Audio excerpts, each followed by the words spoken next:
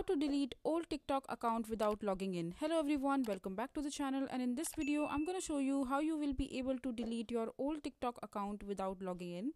So for that, just open your TikTok account, and after that just click on the profile icon from the bottom right, and here just click on the three dot icon menu from the top right corner, and here just click on settings and privacy. Now just go to accounts from the top. Here you will see these two options. Either you can deactivate your account or delete your account permanently. Since you want to delete the TikTok account, so just click on delete account permanently, and after that just select the reason that why you are leaving TikTok, or you can simply skip the process while clicking on skip from the top right. Now you just have to continue with the data request while deleting your. So just check the box, and after that just click on continue. So this is how you will be able to delete your old TikTok account without logging in.